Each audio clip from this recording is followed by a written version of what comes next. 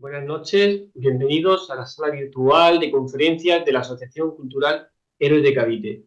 Hoy tenemos la suerte de contar con Carlos Rilova, que nos va a hablar sobre los vascos y su legado en la hispanidad. Es, es una historia muy interesante, muy importante, y al margen de Blas de Lezo y del Cano, pues hay muchos más que Carlos, de algunos nos va a dar detalles, ¿no? Bueno, pues, en estos momentos pues es una forma también de recordar, ¿no? Ese pasado conjunto en el que todos arrimábamos el hombro y lo bien que nos fue en el pasado cuando todos arrimábamos el hombro para una causa común. Pues sobre la Asociación Cultural de Cavite, decir que somos una asociación de divulgación histórica, hispanista, tenemos capacidad organizativa en más de 28 provincias de España, estamos en prácticamente toda América, Filipinas, Bélgica, y cada vez llevando con la hispanidad a más sitios. Muchísimas gracias y voy a dar paso a Laura Gutiérrez para que presente, que es la vicepresidenta de la Asociación Cultural de Cavite, para que presente al ponente. Gracias. Buenas noches y encantada otra vez, otro fin de semana más que estamos aquí. Y hoy tenemos la suerte de tener a Carlos Rilova, Jericó, es licenciado en Filosofía y Letras, rama de Historia por la Universidad Autónoma de Madrid y doctor en Historia Contemporánea por la Universidad del País Vasco. Desde el año 1996 hasta la actualidad ha desarrollado una larga carrera como investigador para distintas entidades, diversos ayuntamientos y diputaciones de Guipúzcoa, Gobierno Vasco, Universidad del País Vasco, en el campo de la historia, tratando temas como corso y piratería, historia de la brujería, historia militar. Ha cultivado también la nueva historia política y realizado, entre otras publicaciones, biografías de distintos personajes vascos de cierto relieve, como el mariscal Jáuregui, el general Gabriel de Mendizábal, el navegante Manuel de Agote o el astrónomo José Joaquín de Ferrer. Es miembro de la Sociedad de Estudios Vascos desde el año 2012 y colabora en el Diario Vasco con el blog semanal El Correo de la Historia y quincenalmente en la sección Historia de Guipúzcoa. Pues encantada y deseando oírte, Carlos. Buenas noches. Pues aquí estoy y bueno, supongo que ya puedo empezar a hablar de lo que se supone que debía hablar, que me ha emplazado las asociaciones de Cavite para hablar, ¿no? Bueno, pues ante todo espero que os guste la disertación. Yo llegué a esto por este ruido de fondo que hay ahora de leyenda negra, leyenda rosa. Le he pasado varios artículos a Ángel relativos a la cuestión de la película documental Hispanoamérica. Bueno, parece ser que sigue esa polémica, ¿no? Yo como historiador llevo prácticamente 30 años trabajando, como bien has dicho, para estas instituciones y bueno, me encontré alguna sorpresa de que parece ser que hay gente que no ha hecho su trabajo y está bastante enfadada, ¿no? Porque no se ha hecho ese trabajo y ahora vienen otros a hacerlo, pero lo critican. Bueno, mi aportación va a ser sencillamente pues recoger gran parte de esa investigación de estos últimos 30 años y exponerosla pues a través de este canal que me ofrece Héroes de Cavite. No hay más fondo en esta cuestión. Supongo que luego sí vendrá fondo, más de fondo, porque ¿qué hace este historiador hablando ahí de esto, ¿no?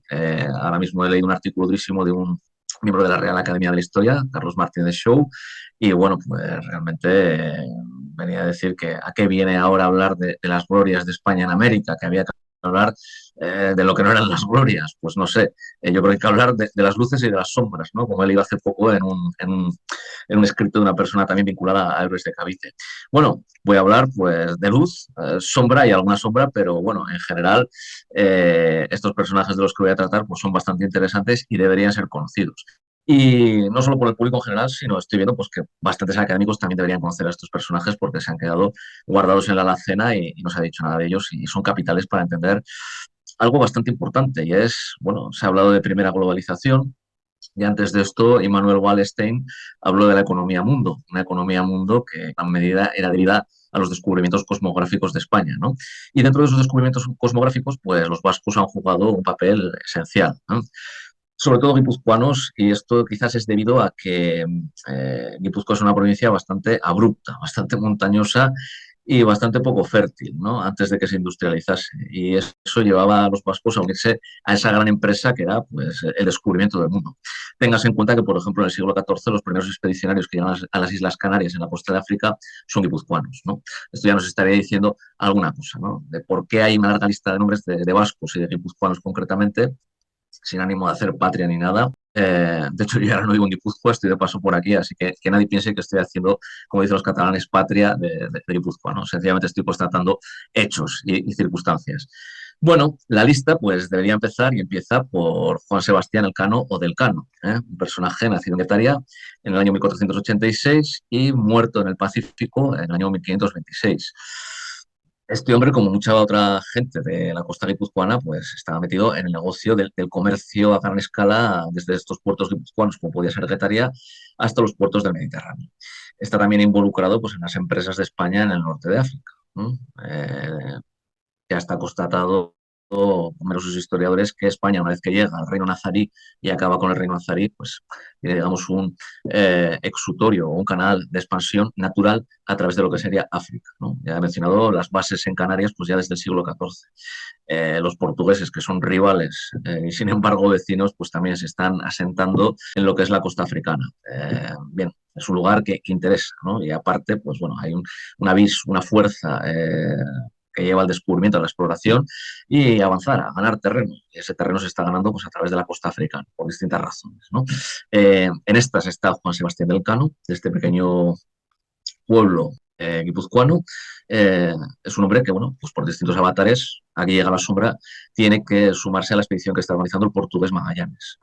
Magallanes, ya sabemos perfectamente por toda la cuestión del quinto centenario de la primera vuelta al mundo, había propuesto al rey de Portugal bueno, pues encontrar una ruta hacia el Maluco, hacia las Islas Molucas, donde estaban las especias tan necesarias, tan necesitadas, tan rentables.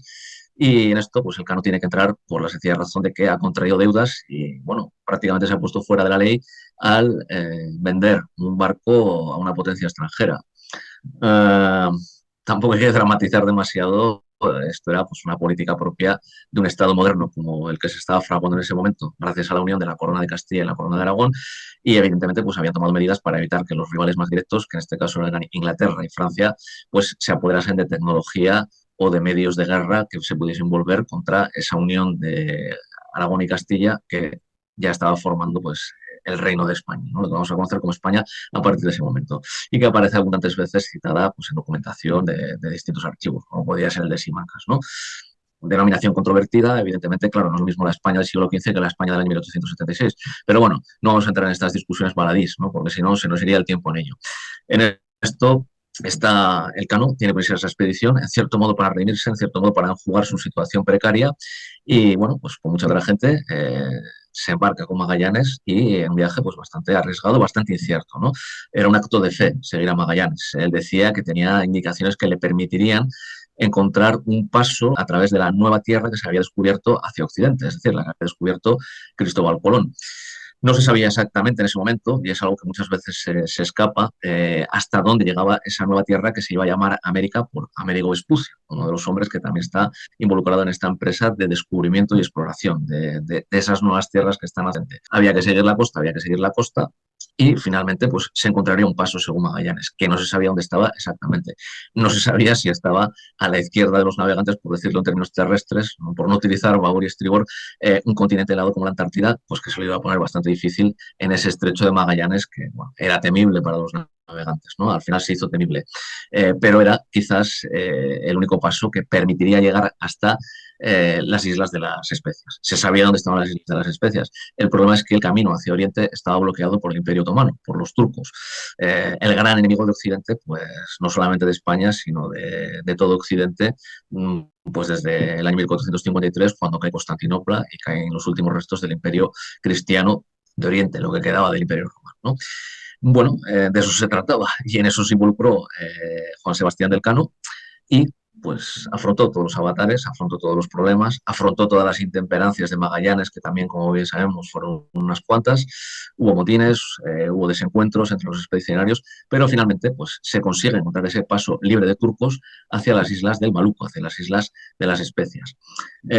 Consiguen dar la vuelta en condiciones muy difíciles. Los portugueses no lo pusieron nada fácil, pero finalmente estas gestas se llega a culminar en el año 1522, como bien nos han recordado hace 2 años, con el quinto centenario de esta gesta, ¿no? Era una expedición no solamente de exploración y descubrimiento, era un gran hallazgo cosmográfico, se estaban confirmando determinadas teorías sobre las redondeces de la Tierra, sobre las dimensiones de la Tierra, en fin, se estaba avanzando en el conocimiento científico también, ¿no? Aparte de buscar pues, una cuestión de supervivencia económica. Occidente necesitaba tener ese paso abierto hacia las islas de las especias eran esenciales, pues, por ejemplo, para conservar la carne, era un grandísimo negocio, la nao que llega, que sobrevive al viaje en el que muere Magallanes, y donde Elcano asume el mando supremo de la expedición, pues traía una auténtica fortuna, ¿no? Esto va a seguir a lo largo de todo lo que llamamos historia moderna, es decir, desde el siglo XVI hasta el siglo XIX, ¿no? Los beneficios, tengas en cuenta, de esas expediciones, cargamento puesto en Cádiz o en Sevilla venía a suponer un 400% de beneficio. Esto es lo que hizo Elcano, esto es lo que consiguió Elcano, pero quizás no es tan importante su primer viaje como el segundo viaje, ¿no? Aquel en el que va a morir en el año 1526, después de recibir el reconocimiento del César Carlos, el escudo nobiliario, el Primum Circumcedistimi, es decir, el primero que me dio la vuelta al mundo, que aparece como divisa en su escudo. El segundo viaje es más importante porque va a crear esto de lo que estamos hablando ahora, es decir, la hispanidad, ¿no? Esa hispanosfera, esa comunidad de personas que en torno al continente americano, desde el norte, desde prácticamente la mitad de lo que es hoy día Norteamérica, desde el estado de Oregón hasta Tierra del Fuego, donde está el estrecho de Magallanes, que tanto cuesta doblar, pues van a crear una comunidad importantísima y con un peso en la historia universal pues evidentemente importante, ya siquiera solamente sea por tamaño y número de población, ¿no? El segundo viaje es importante por eso, porque permite crear un camino viable, un camino económico viable para sostener toda esa estructura política, toda esa estructura territorial que va a ser la América española, que es la esencia y el pilar fundamental de esto que llamamos hispanidad ahora, ¿no? Y es lo que nos ha traído aquí esta noche. Es importante ese segundo viaje porque aparecen otros personajes como Andrés de Urdaneta y se consigue algo muy importante que es el tornaviaje, es decir, lo que permite conectar la zona de Asia con el virreinato de Nueva España, o con lo que va a ser el virreinato de Nueva España y lo que hoy llamaríamos República Mexicana o Estados Unidos de México, ¿no? Llevando a los puertos del Pacífico la mercancía que se conseguía en Asia, en las especias, por ejemplo, por tierra. Luego se llevaban hasta los puertos atlánticos, como Veracruz, por ejemplo, y de allí se llevaban los puertos de Cádiz, a través del Atlántico, evitando rodear por el estrecho de Magallanes. Esto nos evitaba a los turcos y creaba una ruta económica de altísimo valor. Como digo, todo lo que se traía de Asia a Pacífico, pasado a través de lo que es el Virreinato de Nueva España, cargado en puertos atlánticos del actual México, como Veracruz, pues daba unos beneficios de en torno al 400%. Aparte de eso, estaba creando una nueva ruta muy longeva, esa ruta global que une los dos extremos del mundo a través de América, pues se consigue gracias precisamente a estas exploraciones del Cano, ¿no? Gracias a este tornaviaje que es sistematizado por Andrés de Urdaneta. Bien, estas son las luces y las sombras de un personaje como Elcano. Es muy conocido, se habla mucho de él. Se ha convertido casi en una especie como de tótem, digamos. Ha habido quejas con respecto al centenario. Yo, en cierto modo, me uní a ellas porque temí que al final se hablase mucho del Cano durante el año 2022 y luego quedase olvidado, se convirtiese pues, en una especie de antiguaya que estuviese cogiendo polvo en una estantería, ¿no? Bueno, recordado queda, dicho queda, explicado queda una vez más. Y sobre todo de esta conferencia me gustaría que se saliese con la impresión, pues como ya ha comentado Ángel, de que no son solamente estos personajes tan conocidos, ¿no? Y que para algunos pues casi parecen figuras acartonadas, ¿no? Se ha hecho un esfuerzo notable, se hizo una película de dibujos animados, recordaréis, se ha hecho también una película estilo Hollywood, con Antonio Banderas incluido, Uncharted, que se ha vuelto a pasar recientemente en alguno de los canales de la TDT. Bueno, en fin, hay un dicho que dice, habla de mí aunque sea mal, ¿no? Bueno, se podría hablar mejor del Cano. Hay una serie pues bastante mala, creo que se hizo para Netflix, me parece, no estoy muy seguro, pero bueno, yo lo poco que he visto de ella, pues realmente, como decía Stendhal, hay favores que matan, ¿no? Y este es uno de ellos. Y a veces es mejor que no hablen de ti tan mal, ¿eh? Si no van a hablar bien, mejor que se callen. Bueno, no sé, creo que en los años sucesivos pues deberíamos seguir reivindicando la figura del Cano y, bueno, entendiéndolo en un contexto muy interesante, un contexto que yo creo que debemos poner al nivel de lo que han hecho franceses y británicos, pues con figuras como Jacques Cartier, por ejemplo, ¿no? Con exploradores suyos que no han hecho cosa ni parecida a lo que hicieron en su momento Magallanes y Elcano, pero como lo han sabido vender muy bien. La verdad es que tienen un marketing, como suele decir muy a menudo, muy envidiable, ¿no? Bueno, he intentado aportar mi granito de arena con Elcano. Ahora voy a intentar aportarlo como las de Lezo. Blas de Lezo también es otro guipuzcoano pues bastante problemático desde el punto de vista del aprovechamiento histórico. Y como decía, bueno, pues es un militar del siglo XVIII guipuzcoano y Pablo Victoria en un momento dado, en el año 2005, pues consiguió sacarlo de las sombras, ¿no? Y lo volvió a la luz. Y se despertó un entusiasmo en torno a su persona, pues que a mí como historiador me llamó mucho la atención, ¿no? Yo, en la Sociedad de Estudios Vascos que antes comentábamos, pues dentro de lo que es la gran enciclopedia de aquí del País Vasco, Uñamendi, pues hice su biografía en su momento, la hice a partir de lo que se sabía, pero también a partir de fuentes nuevas, ¿no? Ciertamente Blas de Lezo pues, se ha acabado convirtiendo en una especie de bandera o de tótem también, ¿no? Que se exhibe mucho. Se le han atribuido frases muy curiosas que jamás mencionó. El testamento de Blas de Lezo venía a decir cosas como que, bueno, he muerto como buen tal cual, haciendo esto, lo otro. Nunca lo dijo. Luego hay otras frases pues, un poco más chocarreras que también se han atribuido desde Aquevedo hasta Blas de Lezo, ¿no? Es curioso cómo se ha tratado la figura y cómo se ha metamorfoseado, ¿no? De ser un personaje prácticamente olvidado, pues gracias a este libro de Pablo Victoria del año 2005, pues ha vuelto a ser conocido, ¿no? Se le han atribuido hazañas tremendas, ¿no? Desde el punto de vista del historiador, la verdad es que ahí te das cuenta del problema que tenemos en España con estas cosas, ¿no? El problema en el sentido de, vuelvo otra vez al ejemplo francés y británico, ¿no? Cómo ellos han sabido manejar muy bien todo lo suyo, las luces y las sombras, y como aquí, pues no sé. Además, es curioso el tema con Blas de Lezo porque parece que es el único que haya hecho algo, ¿no? Hay cuestiones bastante peculiares, como el hecho de, bueno, lo de Cartagena de Indias fue una gran hazaña. Desde el punto de vista militar, por supuesto que es una gran hazaña haber resistido a la flota de Vernon, pero en términos generales, la guerra del asiento, la guerra de la oreja de Jenkins o la guerra de sucesión austriaca, tened en cuenta que es una guerra que se está luchando hasta el año 1748, es decir, 7 años después de que haya terminado el asedio a Cartagena de Indias. Lo que demuestra, sobre todo, y en lo que deberíamos poner el acento, creo yo, y aquí estoy hablando como historiador, es en el hecho de cómo España, en ese momento, el Reino de España, tiene unos militares muy, muy capacitados, gente muy bien preparada, y cómo sus posiciones estratégicas, de alto valor estratégico, como es el caso de Cartagena de Indias, por eso estaba atacando Vernon, evidentemente, con semejante fuerza, la fortaleza de Cartagena de Indias, ¿no? Toda la plaza fuerte, todos sus fuertes, todos sus baluartes, ¿por qué los estaba atacando? Demuestran que, bueno, en contra de esa imagen se ha hablado de leyenda negra, pero la leyenda negra es que tiene realmente un recorrido muy amplio, y no solamente es leyenda, ¿no? Es historia negra en el sentido de todo lo que han hecho los españoles está mal, es precario. De hecho, bueno, en el anglosajón, luego hablaré de alguna cuestión de estas y se refleja de una manera curiosísima. Tened en cuenta el poder que tiene Hollywood, ¿no? Por ejemplo, cómo representa la expedición de Lucy Clark a principios del siglo XIX y cómo representa a los españoles. Bueno, hay algunas películas en donde se ha hablado de esto y se representa a los españoles de una manera casi tragicómica, ¿no? En ese aspecto, lo que ocurre en Cartagena de Indias es la cara real de lo que realmente estaba pasando, valga la redundancia, en la América española en esos momentos, ¿no? No ganamos mucho exaltando la figura de Blas de Lezo como si fuera una especie de superhombre, ¿no? He visto por ahí incluso camisetas y dibujos en los que aparece caracterizado como Superman. Bueno, cada cual es muy libre de hacer lo que le parezca, pero yo creo que teniendo en cuenta que venimos de un terreno muy precario en la divulgación de la historia española, en el conocimiento de la historia española y sobre todo en su proyección a nivel internacional, yo creo que deberíamos andar con más cuidado, ¿no? Y en el caso de Blas de Lezo, encomiarlo en la medida que realmente lo merece. Blas de Lezo es un táctico y un estratega de primer orden en lo que es la Europa del siglo XVIII. Se han escrito muchos libros sobre la guerra en la época de la Ilustración, la guerra del siglo de las luces, etcétera. Y en ese aspecto, Blas de Lezo encaja en ese mundo de una manera pues bastante llamativa. Se ha dicho, por ejemplo, que había vamos a decir, había una discordancia de fuerzas entre lo que traía Vernon y lo que tenían los españoles para resistir en Cartagena de Indias.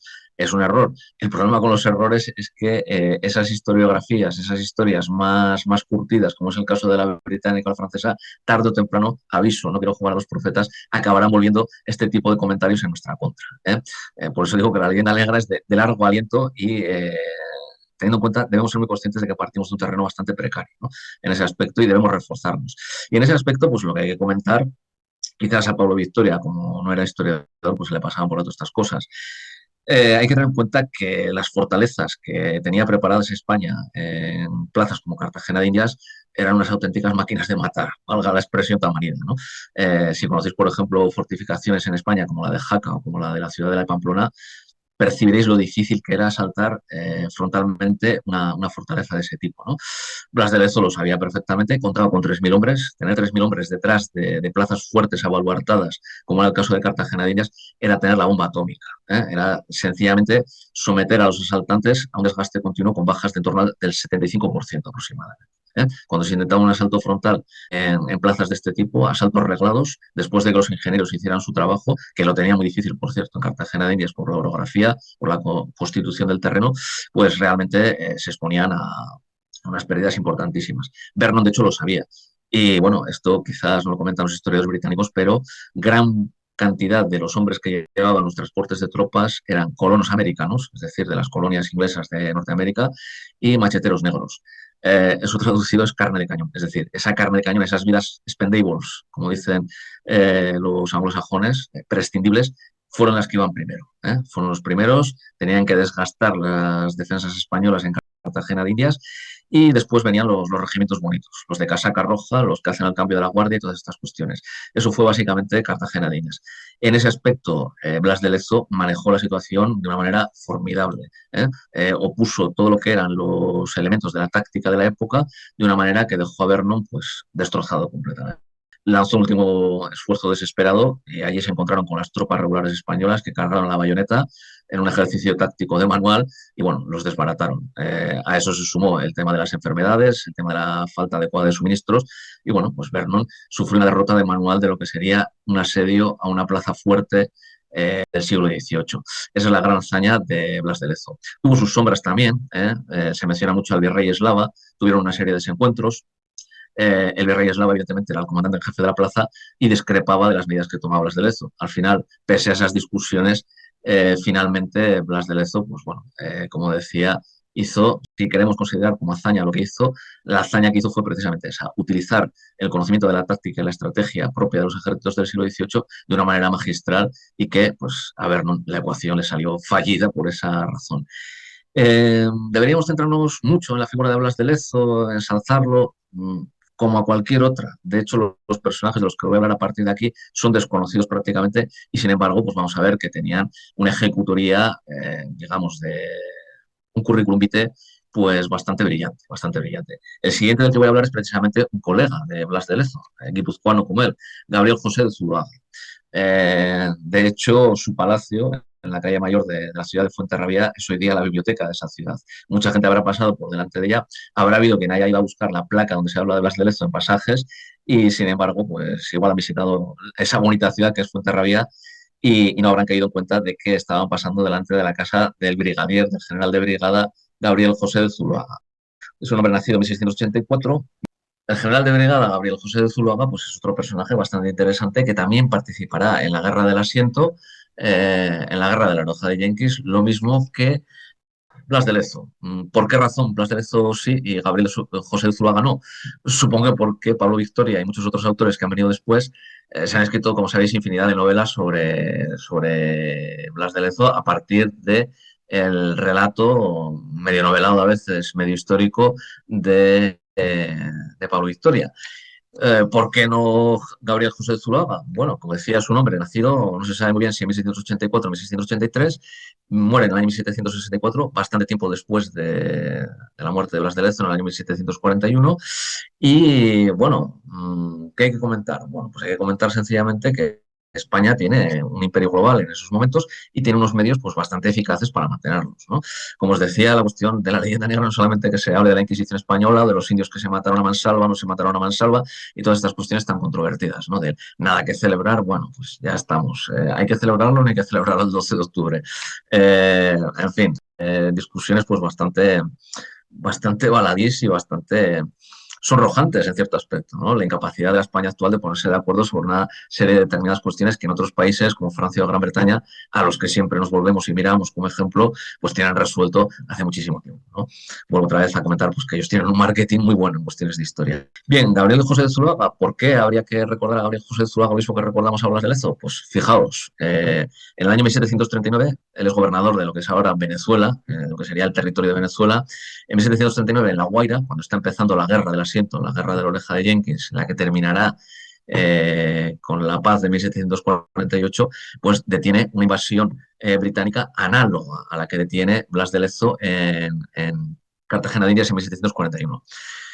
Posteriormente, en 1743, vuelve a tener otro intento de los británicos en La Guaira. ¿eh? Este quizás tiene menos mérito porque ya estaban muy debilitados después de que Blas de Lezo y el virrey eslava pues machacasen una de sus principales flotas en Cartagena de Indias.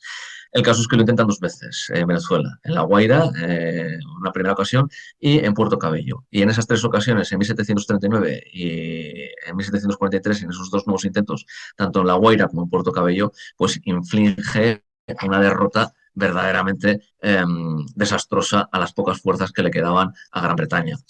Debo comentar también un caso poco conocido, ya publiqué hace tiempo de él, es una cosa muy curiosa. A Gran Bretaña, después de la expedición de 1741, las fuerzas que le quedaban eran muy estrechas. Su flota de esa zona, pues, la que debía operar pues, en el Atlántico Norte, intenta atacar San Sebastián, que es de donde estoy hablando. Y bueno, pues entrando en ese marco incomparable que es la Bahía de la Concha, se le disparan solamente 2 cañonazos a las unidades que intentan infiltrarse en la Bahía de la Concha. Pues no se sabe muy bien si para un desembarco, para tomar cumplida venganza por lo que había ocurrido en La Guaira y Cartagena de Indias, y el caso es que tienen que retirarse tan rápido como han venido. Eran escasísimas las fuerzas que tenía y para mayor INRI, como se suele decir, pues los que han disparado los cañonazos no son ni siquiera militares profesionales, sino que son marinos vascos que habían servido en la Armada en su momento y tenían confiada la defensa de la plaza como refuerzo, digamos como milicia local, ¿no? Bien, estas son las circunstancias y esto lo que nos muestra es sencillamente que los británicos nos han vendido una historia de éxito. Para vender esa historia de éxito han tenido que opacar nuestra historia. Es importante también destacar que han tenido muchos colaboradores necesarios dentro de la propia España. Y bueno, pues aquí están estos personajes. No solamente está Blas de Lezo, como ves, sino que está también pues, el brigadier Gabriel José de Zuloaga, otro personaje del que también se podría hablar. Se ha hablado de hacerle a Blas de Lezo estatua, se le hizo estatua, efectivamente. Se ha hablado de hacer películas, serie de esto, serie de lo otro.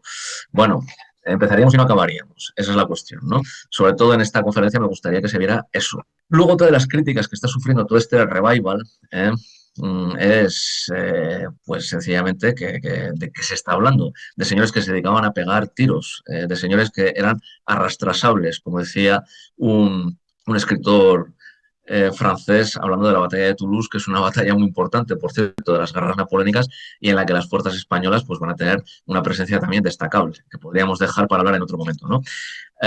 Pues no. Realmente la historia de España en esa hispanidad, en esa economía mundo que se funda a partir de los descubrimientos del siglo XVI, es también la historia de grandes científicos que han ayudado al conocimiento, al mejor conocimiento de este mundo. A James Cook lo tenemos hasta en la sopa. Pero ¿qué ocurre, por ejemplo, con Domingo de Buenechea? Domingo de Buenechea nació en Guetaria en el año 1713, es decir, todavía cuando coleaba la Guerra de Sucesión Española. Morirá en el Pacífico en el año 1775. Es un hombre que está destinado en la Armada, hace carrera en la Armada como tantos otros vascos, pues por la sencilla razón, ya os he señalado, de que sus provincias natales, Guipúzcoa sobre todo, pues son territorios muy estrechos y poco productivos y bueno, pues realmente la empresa española a escala global es muy interesante y es muy atractiva y para ellos, pues bueno, es una salida y para el imperio, vamos a llamarlo así, aunque oficialmente no era imperio, para la España de aquella época, pues era muy importante contar con gente bastante bien instruida y bastante decidida por otra parte, ¿no? Es un tópico el vasco que se tira de cabeza sin paracaídas de un avión, pero bueno, algo de verdad hay en eso, ¿no? Gente muy preparada y gente muy decidida y dispuesta a arrostrar toda serie de dificultades para salir adelante. A nivel personal, y pues bueno, gracias a ese arrojo para arreglar su situación personal, pues contribuían a empresas de bastante envergadura. El caso de Domingo de Buenechea es así. De hecho, comenta el Diccionario Biográfico Español de la Real Academia de la Historia, en la entrada que le dedica a él, que era un hombre, según sus mandos, pues no demasiado dado, digamos, a las hazañas bélicas, por así decir, que tanto parece molestar a algunos. En España, claro. Luego, si la película es británica y es de la Primera Guerra Mundial, todo el mundo corre a verla porque ahí sí está bien. Aquí, por lo que se ve, no. Bueno, Domingo de Buenechea no es que fuera un mal marino de guerra, pero destaca sobre todo como descubridor. Bajo los auspicios de un virrey en la zona de lo que es ahora Perú, Amat realizará a partir del año 1772 una serie de expediciones. Los españoles, como ha dicho hispanista francés, Pierre Chaunu, tenían en el Pacífico lo que se llamó un lago español. Es decir, que controlaban desde las Islas Filipinas hasta toda la costa del Pacífico de América, controlaban todo ese vasto océano. Y eso era un lago español, es decir, controlado por los españoles.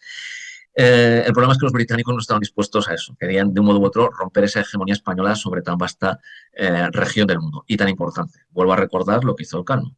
A través de los cálculos de Andrés de Urdaneta en el segundo viaje, lo que consiguen es encontrar una ruta que une Asia con Europa a través de América. Eso es lo que deberíamos tener presente. Bueno, el caso es que todo esto hay que mantenerlo. No basta solamente con ser un arrojado militar y un táctico de primera como Blas de Lezo o Gabriel José de Zuloaga en plazas fuertes como La Guaira, Puerto Cabello o Cartagena de Indias. Esto necesita buenos administradores y necesita buenos exploradores. Y el rey de España encuentra un muy buen explorador en Domingo de Buenechea. Y Domingo de Buenechea pues reconocerá el Pacífico, andará a la zaga de James Cook. James Cook quería asentar el pie de la corona británica en las islas Tahití. Hubiera sido para ellos el equivalente pues un poco a las Filipinas españolas, en cierto modo. Domingo marcará el terreno en Tahití a partir del año 1772. James Cook tendrá que borrar incluso algunas inscripciones cuando vuelve por allí. Venían en ocasiones alternas, por así decir, ¿no? Los españoles, con Domingo de Buenechea a la cabeza, marcaban y decían que era territorio del rey Carlos III. James Cook tiene que borrar una de esas inscripciones y decir que en realidad ellos ya habían estado primero y que eso era territorio del rey Jorge III. Bueno, al final el que se lleva el gato al agua en el año 1775 es Domingo de Buenechea. Regresará a las Islas Tahití. Las relaciones con los tahitianos son realmente cordiales, para que se hable también de esto, no solamente de lo que decía Bartolomé de las Casas y toda esta cuestión de la leyenda negra, todas esas sombras, digamos, ¿no?, de la presencia española en América o en Asia Pacífico.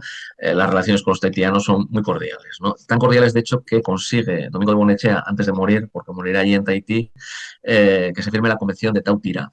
Esa Convención de Tautira convertía a Carlos III de España en rey de Tahití. Así que uno de los títulos hereditarios de nuestra corona es ser reyes de Tahití. Aunque sea nominalmente, al menos, el rey de España sigue siendo legalmente rey de Tahití por esa Convención de Tautira.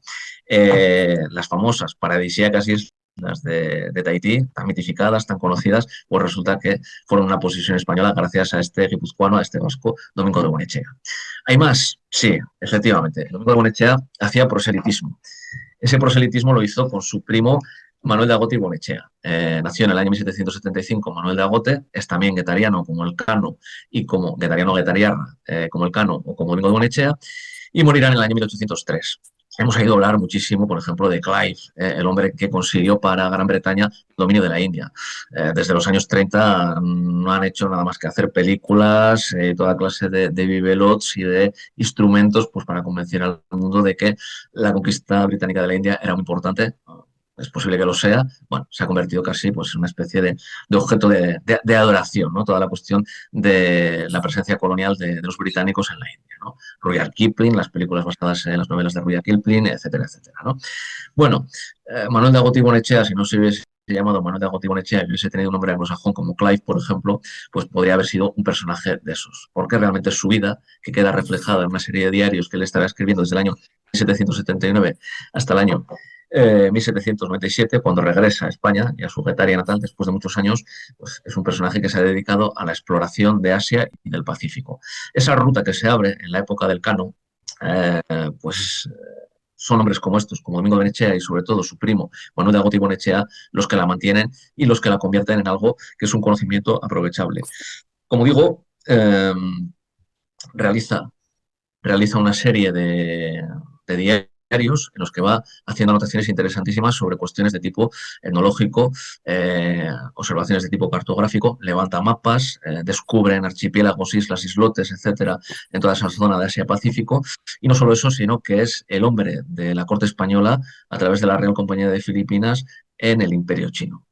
Imperio que atraía muchísimo la atención de los europeos por la sencilla razón, ya he mencionado antes, que las rutas desde Asia hasta Europa dejaban unos beneficios económicos inmensos y no solo eso, sino que la superior industria asiática pues, era algo muy codiciado por los europeos, ¿no? Hoy tenemos todavía en las zarzuelas lo del mantón de Manila. Era algo más que el mantón de Manila, ¿no? Traían cosas de altísimo valor, artesanía de un valor inmenso y, como digo, pues esto, un cargamento de este tipo puesto a través de la ruta española del tornaviaje desde Asia a través de Filipinas y desde allí a los puertos pacíficos de México hasta Veracruz y de allí a Cádiz, pues dejaba unos beneficios inmensos. Era una pieza muy codiciada. Los británicos estuvieron codiciando esto durante 3 siglos y difícilmente lo consiguieron. La expedición a Cartagena de Indias tenía ese objetivo. Que nadie venda ahora que, bueno, pues que era un esfuerzo altruista porque el dominio español sobre América era un auténtico desastre. Habría que ver qué hubieran hecho ellos en Sudamérica una vez que hubiesen entrado en Cartagena de Indias, si es que hubiesen entrado. Evidentemente el premio económico pues, era importante, ¿no? Independientemente de todas las otras cuestiones, pues como son lo de crear estructuras sociales viables en esa zona, ¿no? Como sería el caso de los virreinatos españoles en lo que hoy día es México o en lo que hoy día es Perú o naciones del Cono Sur como Uruguay, Paraguay, Argentina, etcétera, ¿no?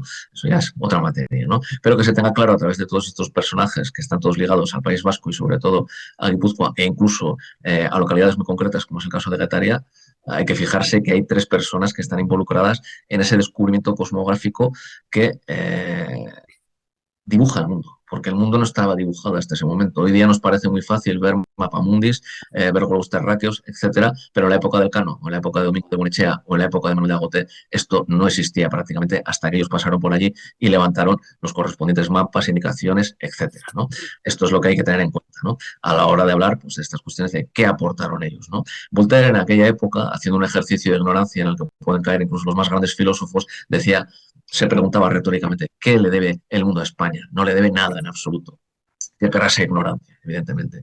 Lo malo no es que esa clase de ignorancia pues, estuviese en la mente de Voltaire. Triste reconocer que Voltaire ahí se equivocó de medio a medio. Lo triste es que 200 años después todavía tenemos que estar los historiadores españoles, no todos además, reivindicando este tipo de figuras, hablando de ellas, investigando sobre ellas y poniéndolas en conocimiento público, ¿no?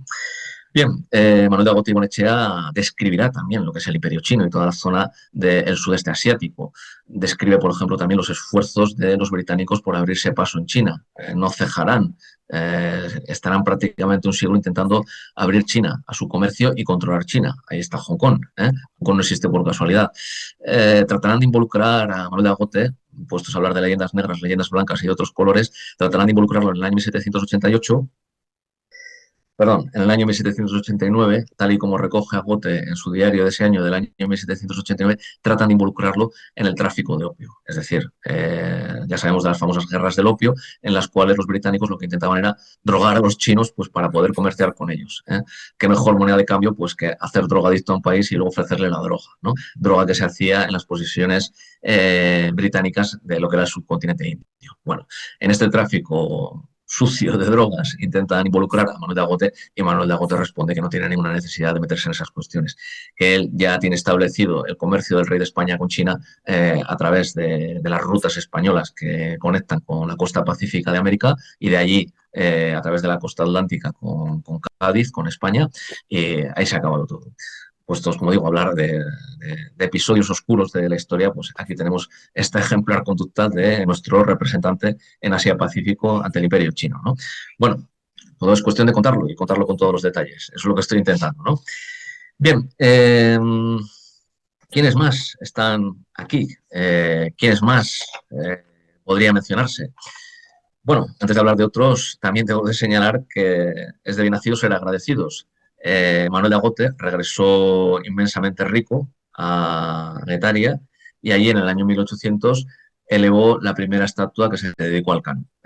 Ya veis cómo se cierra el círculo en torno a estas 3 figuras que son de un pequeño puerto guipuzcoano y la importancia que han podido tener a escala global a la hora de, como os decía, dibujar un mundo que no se conocía. Es una aportación que va en beneficio de todos, hacer más conocido el mundo. Así que aportación no solo de la hispanidad, sino de la hispanidad para el resto del mundo a través de estas personas. Ellos se articularon a través de ese ente que podemos llamar hispanidad y bueno, pues creo que es cuestión de que se sepan. Son personajes históricos, son personajes que están en los archivos, que hay que sacarlos de ellos. Esa es la misión del historiador y en ello llevo yo trabajando varios años y ahora pues lo estoy exponiendo a través de esta conferencia online, con todas las dificultades añadidas de una conferencia online, que esperemos que no sean insalvables. ¿Habría más personajes que recordar? Claro que los habría. Hay algunos que nos han dado grandes decepciones, como es el caso del astrónomo José Joaquín de Ferrer y Caframa. Otro hombre que también pues procede de los puertos guipuzcoanos, cómo no. Desciende de una familia de Baleares, española. Su padre era servidor de la Armada Española, era un intendente de ella. Y en el puerto de Pasajes, pues bueno, se instala, se casa con una mujer del País Vasco y tiene varios hijos, y entre ellos a este José Joaquín. El padre, curiosamente, no quería que siguiese en la carrera de las armas, sino que siguiese en la carrera del comercio. Seguir la carrera del comercio en ese momento, con el que nace en 1763 José Joaquín de Ferrer y Cafranga, pues era también seguir una carrera de hombre de letras, hombre de ciencia, o también de explorador. En el caso de José Joaquín de Ferrer y Cafranga confluyen todas esas experiencias vitales. No solamente es comerciante, o no se va a dedicar únicamente al comercio para ganarse la vida, sino que también pues, se va a dedicar a la faceta de explorador y a la faceta de científico en el campo de la astronomía. Mm, Él será capturado en el año 1780, durante la que llamamos Guerra de Independencia de Estados Unidos, en un convoy que salía hacia lo que es hoy la actual Venezuela. Un convoy de la Real Compañía Guipuzcoana de Caracas, que fue una de las grandes empresas que fundaron vascos, pero a beneficio, digamos, de toda esa comunidad que llamamos hispanidad, ¿no? Se basaba sobre todo en el tráfico de cacao que se traía a Europa. ¿eh? El chocolate se popularizó a través de esta vía, un negocio muy rentable, y evidentemente pues el padre de José Joaquín quería que sus hijos prosperasen en ese campo, ¿no? Esto para él supuso una gran oportunidad. Los británicos lo capturan, lo llevan a Londres y allí, bajo palabra, tendrá la oportunidad de educarse. Pasará un largo tiempo, incluso después de que se firme la paz con los británicos en 1783, de esa guerra que han perdido, por cierto, gracias en gran parte al apoyo de los españoles a la causa de los estadounidenses, es decir, de los insurgentes norteamericanos, con George Washington a la cabeza. Bueno, allí aprenderá un inglés de primera categoría. Él utilizará el inglés como lengua de trabajo también, aparte del francés, que era lo habitual en las clases cultas de aquella época, y se dedicará, como digo, al comercio como modo de vida. Pero aparte de eso, estará involucrado en distintas sociedades científicas. Una de ellas será la Sociedad Filosófica Americana. Es una sociedad que fundaron Benjamin Franklin, Thomas Jefferson y otros padres de la patria de lo que es hoy Estados Unidos, ¿no? Vivirá José Joaquín de Ferrer y Cafranga en Estados Unidos entre 1799 y 1812. Y allí, en contacto con la Sociedad Filosófica Americana, pues hará una serie de notables logros astronómicos. De hecho, incluso los mismos norteamericanos reconocieron que uno de los fundadores de la astronomía moderna norteamericana fue precisamente José Joaquín de Ferrer y Cafranga. Después del fallecimiento de Rittenhouse, un astrónomo local, se considera que Ferrer y Cafranga pues, es el que desarrolla, con sus observaciones a lo largo del Valle del Ohio y hasta el estado de Nueva York, el que desarrolla, como decía, la astronomía norteamericana.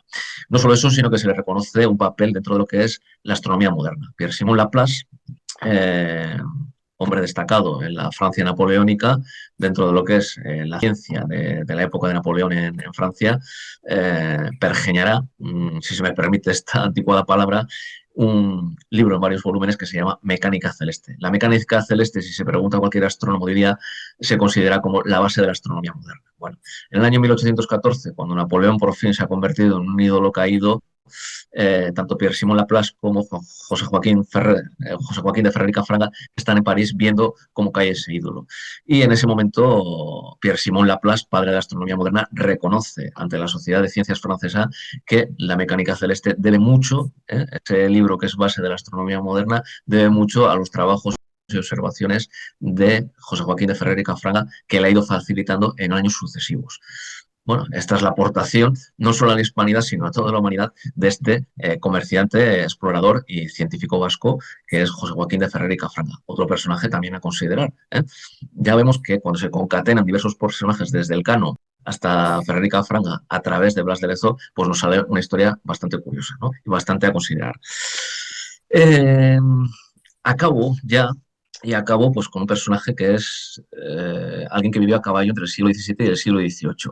Es Antonio de Gaztañeta y Iturribalzaga. Es un almirante español que nace en el año 1656, según ciertas investigaciones recientes, parece ser que no fuese exactamente la fecha, pero bueno, vamos a aceptarla de momento como la de nacimiento de Antonio de Gaztañeta, perdón, e Iturribalzaga, en el año 1656.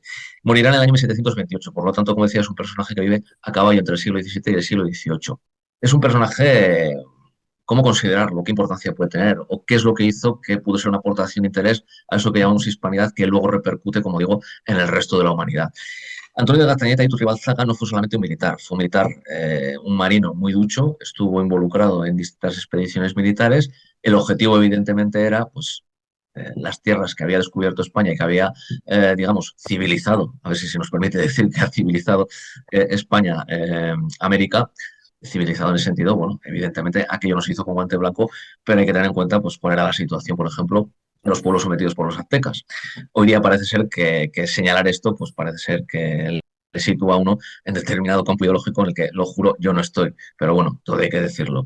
Existían los sacrificios humanos en Tenochtitlan y no creo que lleve a ninguna parte pues ignorarlo. Que Cortés, evidentemente, se tuvo que abrir paso a sangre y fuego, pues tampoco lo vamos a negar. La historia se ha escrito así, ¿no? Bien, abandonando ya esto y dejando la cuestión en qué es lo que había en la época de Antonio Gastañeta y Iturribalzaga, pues como ya he dicho, una gran ruta que había descubierto el mundo, había cartografiado el mundo y había unido diversas partes del mundo unas con otras, ¿no? En el caso de Asia, pues, a través de los españoles, Asia se une a través de América con Europa y viceversa. Europa se une a través de América con Asia.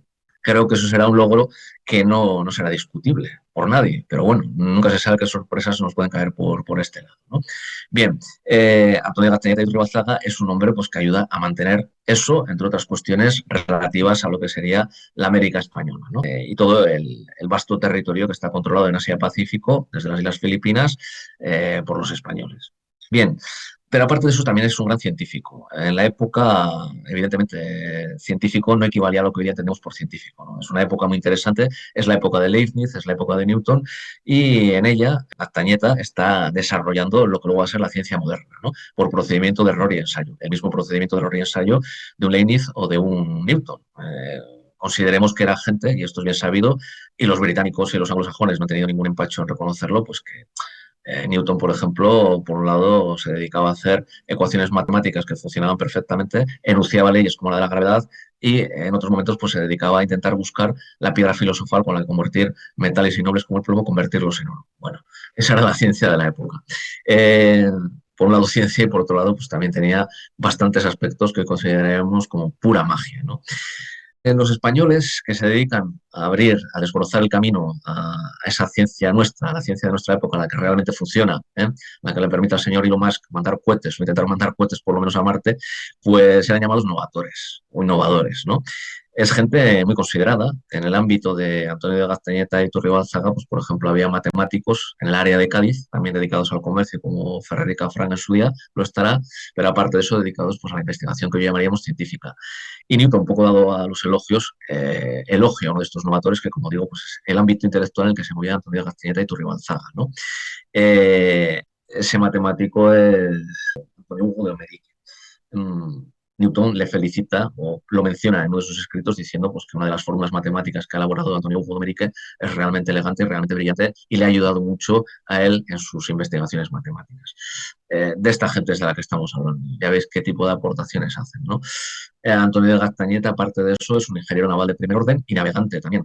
Escribe diversos tratados como el Norte de Navegación, por ejemplo, y escribe una cosa muy curiosa que es el arte de fabricar reales. Él trabajó en distintos astilleros, fabricó navíos que eran muy codiciados por británicos y por franceses, sobre todo por británicos, y bueno, pues había hecho una serie de aportaciones muy interesantes en lo que era la ingeniería naval. Por ejemplo, crear barcos que podían navegar sin lastre, es decir, que se podían cargar y descargar sin necesidad de ocupar parte de la bodega con lastre. Bueno, un logro científico, evidentemente, ¿no? Que mejoraba la navegación en aquellos tiempos de la navegación a vela.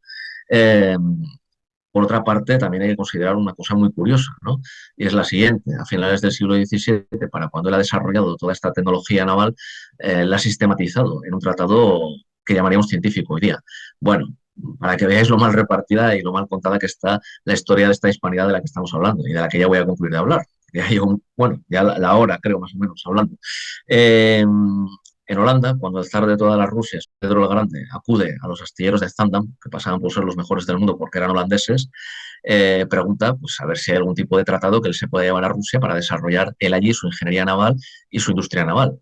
Y la respuesta de los holandeses, tan considerados siempre tan elevados y tan exaltados, es que no había ningún tratado, que sencillamente lo hacían todo a ojo. Es decir, que de padres a hijos, de aprendices a maestros, perdón, de maestros a aprendices, se pasaban las fórmulas y más o menos pues a cálculo de ojo se hacía, sin ningún tipo de estudio matemático ni de nada sistemático. Ya veis aquí este navegante vasco que trabaja para la Armada Española, para el rey de España, pues había hecho algo que no habían hecho ni siquiera los mejores constructores de barcos holandeses, ¿no? Como digo, pues hay que tener en cuenta lo mal que ha estado contando esta historia. Ahora hay algunas protestas, ¿no? En relación a cosas que ha articulado esta asociación, en la de, bueno, se han contado mal la historia. ¿Quién ha contado mal la historia? Independientemente de que unos nos podamos equivocar más o menos, lo que sí que es cierto es que hay un gran trabajo de historia que hacer sobre la historia de España, en este caso a partir de personajes vascos que, como veis, han tenido una influencia considerable. Y yo creo que esto nadie, desde ningún ámbito, ni académico ni no académico, desde una banda política o desde otra en España, hoy día lo debería negar, ¿no? Por todas estas cuestiones que os he estado comentando y que yo creo que, bueno, pues que son aportaciones interesantes y que creo que se deberían tener en cuenta. No sé si es orgullo de autor por haber tratado a estos personajes, por haberlos biografiado de un modo u otro, pero bueno, en fin, desde el punto de vista del historiador, intento ser neutro y objetivo. Yo creo que tenemos mucho trabajo por hacer y que ciertas bocas que ahora empiezan a criticar que se esté haciendo, que se esté dejando de hacer, pues deberían cerrarse y ponerse al trabajo y sobre todo respetar el trabajo que están haciendo otros, o por lo menos intentar aportar. Bueno, por mi parte, pues nada más, estoy abierto a las preguntas que me queréis hacer. O a los insultos que me queréis lanzar, porque uno ya está acostumbrado a estas cosas. Normalmente, pues, cuando se descubren cosas que no son comunes, por así decir, pues a veces chocan y el choque puede ser brutal y la respuesta, pues a veces también es brutal. No lo sé, supongo que no, pero en cualquier caso yo he partido de bases sólidas y lo que estoy diciendo no es ninguna entelequia, así que estoy preparado para oír y responder preguntas de toda la haya. Muchas gracias, Carlos, porque al fin y al cabo también hay una leyenda negra dentro de España, no solamente fuera. Y entonces, bueno, pues es importante saber que a la monarquía hispánica pues, contribuyeron españoles de cualquier ciudad de la península, ¿no? Entonces, bueno, ahí está dicho, luego la subiremos a YouTube y ya aquí estamos para divulgar, ¿no? Afortunadamente hay ponentes como tú que investigan, que tienen información y nosotros hacemos nuestro papel. Dicho esto, pues, veo que van levantando compañeros la mano. Emilio primero desde Valencia, Matías después desde Murcia, José Fernández también ha levantado la mano, no con el sistema digital, sino a método tradicional. Entonces, ellos tres primero preguntan. Emilio, cuando quieras. Hola Carlos, buenas noches. Quería preguntarte a los niños vascos cómo le cuentan en el colegio la contribución de sus navegantes a la historia de España y de la hispanidad. Porque imagino que si hay leyenda negra donde se ocultará más en ninguna parte de otro sitio es allí. Bueno, voy a intentar responderte. Vamos a ver, no sé si lo he comentado en abierto, pero creo que lo estaba hablando con Ángel antes de que entraseis. Una académica como Carmen Iglesias, que ha sido preceptora del actual rey, comentaba que había sido un gran error parcelar la educación en comunidad por comunidad. Entonces, no solamente aquí en el País Vasco, sino en el resto de España, creo que la enseñanza de la historia es auténticamente desastrosa y se están pasando por alto toda una serie de elementos. Todos estos personajes de los que os he hablado, algunos ya la investigación está hecha desde hace años, la aportación está hecha igual desde hace 12, 15 años. Yo llevo prácticamente 30 años desde que salí de la facultad, como ha dicho Lola en la lectura del currículum que os pasé, pues trabajando en esa línea. ¿Qué ha ocurrido? Pues que, a ver, ¿cómo explicarlo? Sencillamente, pues que se ha lijado, por así decir, la historia de España y se ha eliminado toda una serie de parámetros y de elementos. Y bueno, pues otra vez la polémica del 12 de octubre, por ejemplo, ¿por qué celebrar eso? ¿Por qué pasó esto? ¿Pasó lo otro? ¿Pongo el acento en Bartolomé de las Casas o en quién lo pongo? ¿Pongo el acento en Bartolomé de las Casas o pongo el acento en quién? ¿En un astrónomo que se dedicó a cartografiar gran parte del continente norteamericano y que era de pasajes? En fin, es una negación frontal constantemente. En el caso del País Vasco, en el caso de Cataluña, eso viene animado, digamos, por cuestiones de ideas políticas de esto es lo que tenéis que saber y es justo lo que tenéis que saber. Pero el problema es compartido con toda España, realmente. ¿Cómo se les enseña? Pues hombre, el canon no se puede obviar, es evidente, pero bueno, nos vamos a quedar ahí y ya está, se acabó. ¿Hasta dónde llega el problema en la escuela y hasta dónde llega el problema en la calle? A mí me comentaban algunas compañeras que estuvieron involucradas en el tema de elaborar libros de texto que ya desde los cargos políticos, digamos, estaban como muy dirigidos a lo que se podía decir y a lo que no se podía decir. No es tanto como se cuenta, sino lo que se cuenta o lo que se puede contar. No hay tiempo para contar esto, no hay tiempo para contar lo otro. Hay que reducirlo, hay que sintetizarlo de esta o de esta otra manera. No vivimos en tiempos en los cuales, o no vivimos en regímenes tipo como Corea del Norte, de momento al menos, en los cuales el dictador puede coger y decir, doy un hachazo porque me apetece. Se hace todo con más disimulo, con más mano izquierda, pero al final realmente el objetivo, yo creo, ya no solamente en País Vasco y en Cataluña, con sus peculiaridades políticas, por así decir, ¿no? Si tiene más peso el nacionalismo vasco o el nacionalismo catalán, evidentemente, pues van a tirar por ese camino, ¿no? Pero en general, en toda España, el objetivo es mantener una historia de bajísimo perfil. Yo esto ya lo comenté en su momento, hablando, por ejemplo, de Ferrer y Cafranga, en algunas de estas publicaciones que hago todos los lunes en el Diario Vasco. Hacerse se hace, se puede hacer. Yo lo llevo haciendo pues ya prácticamente 12 años. Pero realmente lo que ocurre con la historia en España es que es de muy bajo perfil, y es sencillamente porque, bueno, no sé, en fin, el ministro de Cultura actual, Urtasun, pues ha hecho unas declaraciones que son insólitas en el ministro de Cultura. Yo creo que eso resume perfectamente cuál es el problema que tenemos y cómo van a ser los programas de estudio, tanto en el País Vasco como fuera de él. ¿Que tiene agravantes o pueden considerarse como agravantes algunas situaciones aquí en el País Vasco? Sí, pero a mí me preocupa la situación en general. Y sobre todo por culpa de esa situación general, eso luego repercute aquí, en zonas como las del País Vasco, por ejemplo, en Cataluña, ¿no? Incrementa el problema. Pero la verdad, a la hora de abordarlo, yo creo que hay que abordarlo con una visión más amplia, ¿no? Y es una visión a escala de toda España y realmente tenemos un problema gordo. Yo creo que en todos los programas de historia, de humanidades que se están siguiendo en toda España, hay un problema gordo porque el nivel, el perfil es bajísimo. Es bajísimo, y las polémicas que se han montado en torno a algunas iniciativas que ha habido con toda esta cuestión de la leyenda negra, que ha habido excesos, que ha habido sombras, etcétera, las ha habido. Yo he sido el primero a criticar porque muchas veces he visto que había gente que se tiraba de cabeza al ruedo sin saber por dónde venía ni a dónde iba, y le daba el aire. Y vuelvo otra vez a la frase de Stendhal, hay favores que matan, ¿no? A veces es mejor quedarse quieto y no hacer nada. Si lo que va a hacer va a ser más perjudicial. Pero desde luego, vamos, la problemática que tenemos y esas críticas que aparecen y esas disensiones entre unas visiones y otras de la historia de España, lo que nos están indicando es que España tiene, vamos, un atraso tremendo con respecto a países cercanos, como es el caso de Francia y Gran Bretaña. Yo conozco muy bien el caso de cómo se divulga y cómo se maneja la historia en esos dos países, y España tiene todavía un bache tremendo, y eso se refleja en la educación de los niños aquí en el País Vasco, en Navarra, en Asturias, en cualquier sitio. No sé, es mi punto de vista sobre el tema. Es lo que te puedo decir. Más Muchas preguntas, más gracias. cuestiones, de nada. Bueno, pues Matías Noguera, desde Murcia, y después damos paso a José Fernández y después a Efraín, desde Canarias. Hola, buenas noches. Tengo que aprovechar a un ponente como Carlos porque ha dado una gran cantidad de nombres que son interesantes para los que nos gusta esto de escribir. El primero que por favor, el primer nombre que te ruego que por favor me recuerdes, porque no he podido anotarlo, es el de ese hombre de España en China. Sí. Ajá, te lo recuerdo. Sí, por favor, si eres Apunta. tan amable, porque no he podido anotarlo y me Sí, gustaría. sí. Es Manuel de Agote. Manuel de Agote. Agote, eso es. Agote, De Agote. Agote. De Sí. Y luego, Agote y Bonechea. y Bonichea, vale, de acuerdo. Sí, ya con esto ya puedo yo empezar Bonechea, a. Bonechea. Con. Hay escrito bastante sobre él, ¿eh? De hecho, ya te digo que en la enciclopedia de referencia aquí en el País Vasco hay una entrada que escribí yo en su momento sobre él, en base a estas investigaciones que os he contado un poco. Repíteme, me has dicho, Tirar, por y hay favor. bastantes cosas online, y bueno, pues a Sí, futuro, sí, Agote y Bonechea. Agote y Bonechea, correcto, vale.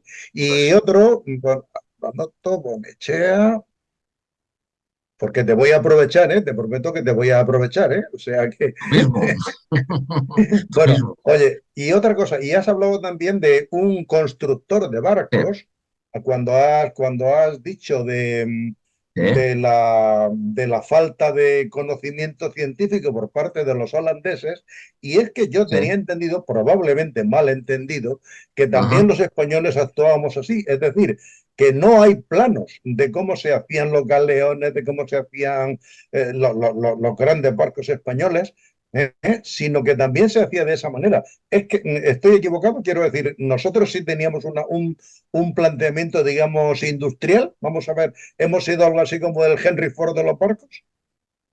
Sí, efectivamente. Yo acabo de publicar ahora. No os penséis que aquí todo son piedras. A través de la Diputación de Guipúzcoa se va a publicar la biografía de Manuel de Agote, supongo, espero, no sé. Y la de Antonio de Gastañeta y Turri Balzaga la acabo de publicar. Y ahí doy todo lujo de detalles sobre esto. Lo único que he hecho ha sido resumiroslo. Así que, vamos, el libro... Gastañeta, ¿eh? ¿verdad? Gastañeta, eso es. Sí, sí. Gastañeta.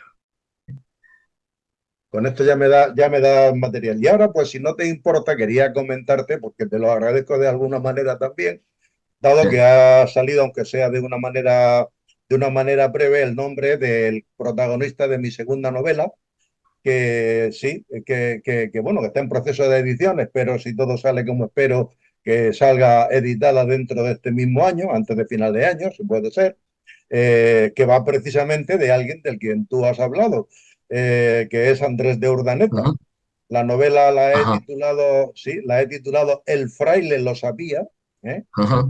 Naturalmente es una novela, quiero decir, la historia está novelada, pero he tratado que sea lo más fiel posible a lo poco de la historia que he podido sacar de Urdaneta. Que bueno, pues Ujú, probablemente, ujú, bueno, hoy día me encuentro que yo cuando hablo con amigos y digo, oye, es que tú sabes que este hombre fue el que completó la segunda vuelta al mundo. Porque ujú, claro, como ujú. tú sabes, vamos, yo al menos es lo que he podido leer, él realmente fue el que completó porque el Cano murió, digamos, cuando estaba a la mitad, no llegó a completar esa segunda vuelta, sino que lo hizo Urdaneta hasta el punto de que algunos, por lo menos yo en mi opinión, esa segunda vuelta se debería de llamar de Eloísa Elcano Urdaneta, porque son los que la empiezan y es el que la termina, Sí, en mi opinión, naturalmente. sí, sí, sí. ¿Eh? Y además Urdaneta es al final, según lo tengo yo bien entendido, el depositario del testamento del Cano, nada menos. ¿Eh? Ya. Sí, sí, sí, perdona. Sí, no, no, no. Bueno, pues lo de que España tenía planos, sí, sí, te lo confirmo totalmente. Es más, pide a tu bibliotecario de cabecera que les pida aquí la biografía porque ahí vas a sacar todos los datos. Es así, sí, sí, había varios tratados y uno de ellos, el más importante, fue el de este, el de Gastañeta, el novator desconocido que le he dado por título al libro, a la biografía ese. Bien, aparte de eso, lo de Urdaneta, pues es así, pero sobre todo no te quedes solamente en que completa la esta, porque ya ves que es una vasta línea de gente que está trabajando para que eso se mantenga, es quizás en la sintonía en lo que nos tenemos que situar, porque luego eh, la reacción de Agote y Bonechea, de Manuel de Agote, cuando vuelve de Asia-Pacífico, es construir una estatua al Cano en el año 1800. Ellos eran muy conscientes de lo que se había estado haciendo, todos estos personajes lo que habían estado haciendo, ¿no? Y lo que habían conseguido. Y yo sobre todo subrayaría la cuestión de, aparte de dar la vuelta, es la cuestión de decir, hemos sido capaces de abrir una ruta que une a todas las partes dispuestas a comerciar, a tratar, a dialogar civilizadamente, por así decir, porque con los turcos no se podía, esa era la cuestión, ¿no? Las intenciones del turco y todas esas expresiones que han ido quedando en el habla popular, ¿no? Eran la gran amenaza hacia Oriente. Bueno, pues lo que consigue gente como Urdaneta precisamente es eso, abrir y mantener esa ruta, estudiar las corrientes, los vientos, etcétera, etcétera. El fraile lo sabía, como bien dice el título de tu novela, sabía pues cómo había que hacer eso y luego estos hombres continúan. Es importante la continuidad en el sentido de decir, después de ellos vinieron estos otros y desarrollaron eso a un nivel pues, extraordinario, ¿no? Y son personajes que quizás son menos conocidos. Urdaneta, por ejemplo, tiene su calle en San Sebastián, es muy conocido. La calle Urdaneta, ya solamente por eso te tiene que sonar, ¿no? Pero bueno, luego es en lo que insisto y enlazo esto con la siguiente pregunta con la siguiente pregunta, no con la anterior, ¿no? Y con la conferencia. El hecho de decir, hay mucha más gente, no hay que quedarse solamente en esto, sino tener en cuenta el inmenso desarrollo que todo esto tuvo. Los diarios, por ejemplo, de Manuel de Agote se pueden consultar online a través del Museo Marítimo Vasco.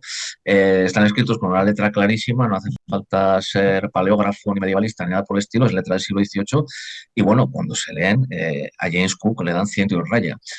Ojalá lleguemos algún día a colocar en puesto merecido a todos estos personajes porque todos ellos quedan ocultos pues, bajo ese inmenso marketing anglosajón, sobre todo de James Cook, Clive, el otro, y dices, bueno, y esto realmente, fíjate lo que estaban haciendo un desarrollo de rutas comerciales y de relación entre distintos continentes, entre 3 continentes como Asia, América y Europa, de un nivel altísimo, y no lo reconocen, ¿no?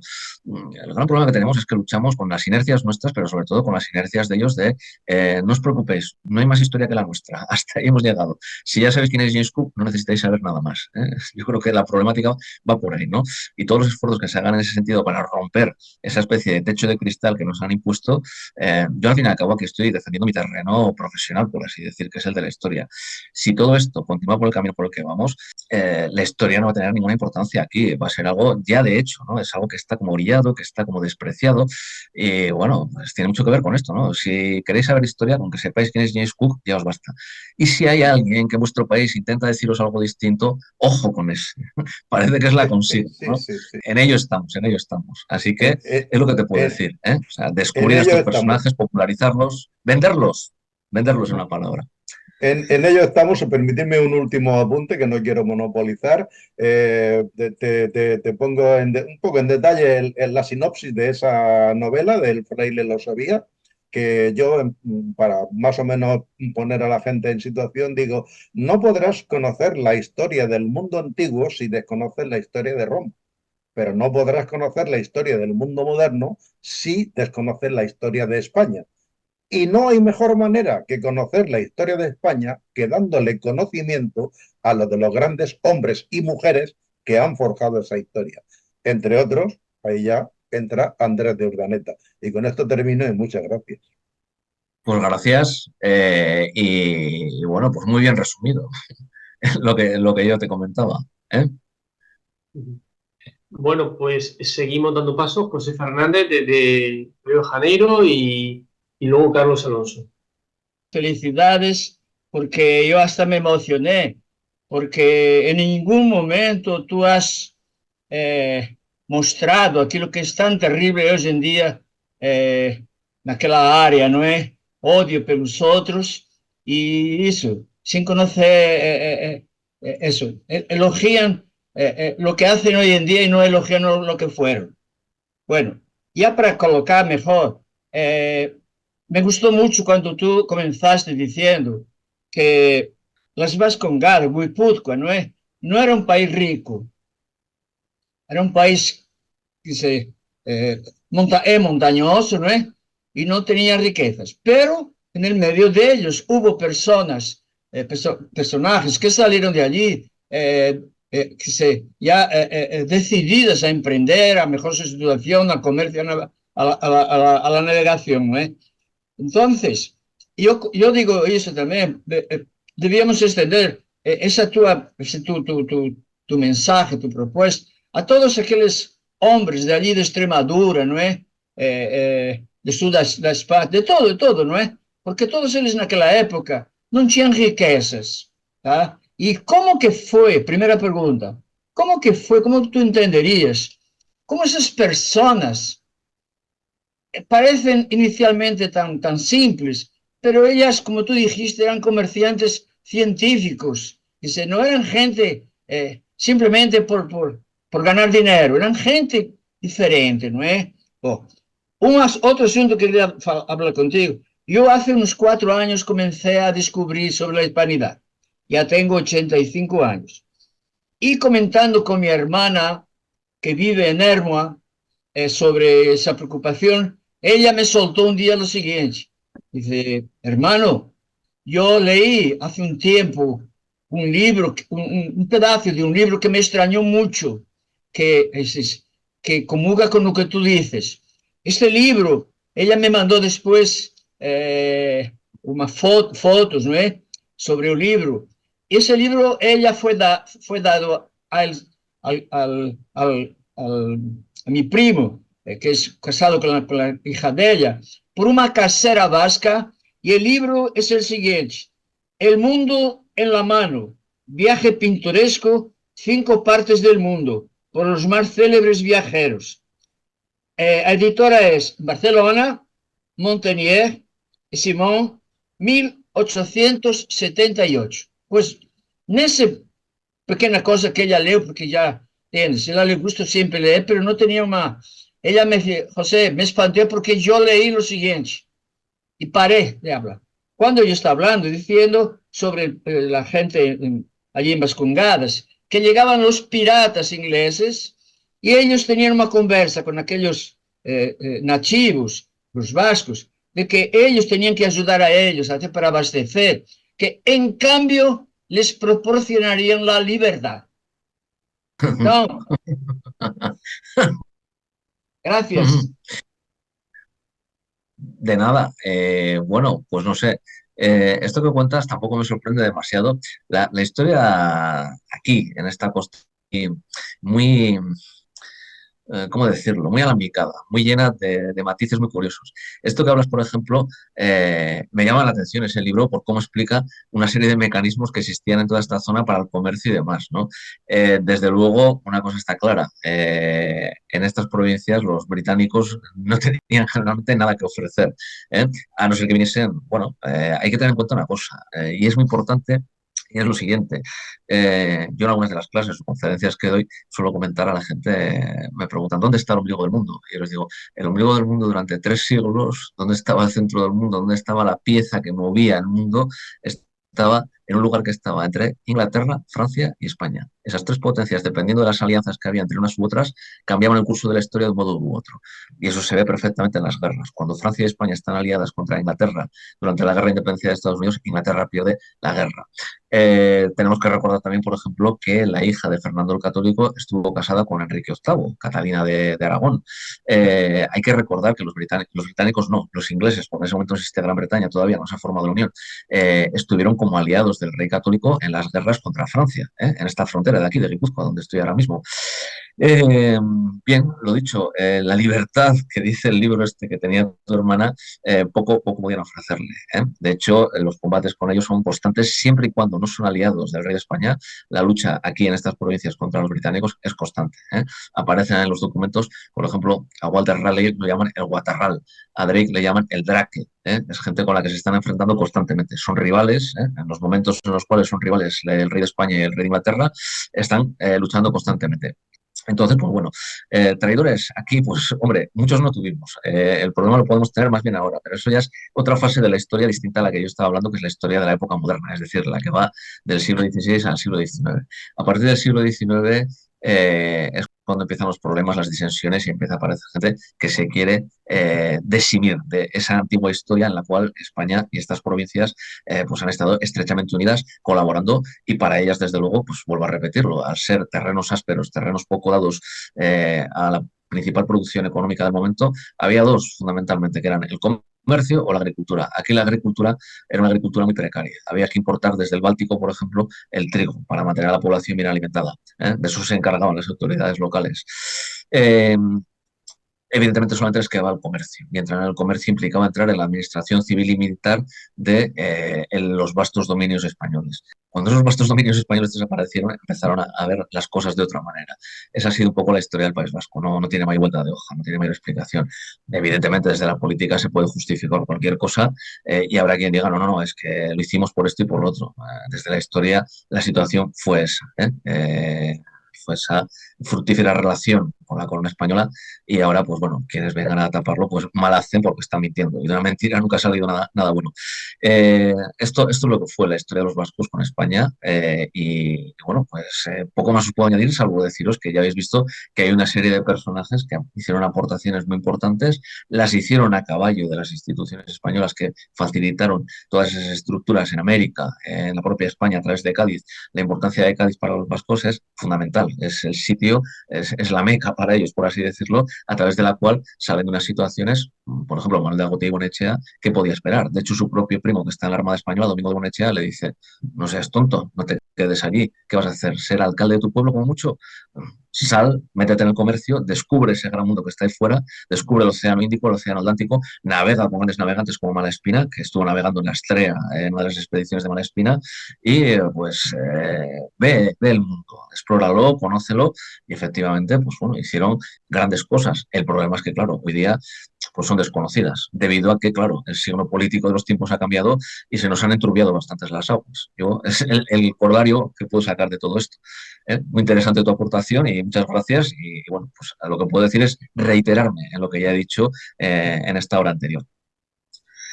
Muchas gracias. Vamos a dar paso a Carlos Alonso y después a Carlos desde Zaragoza y a Federico Sarmiento desde Perú. Cuando queráis, compañeros.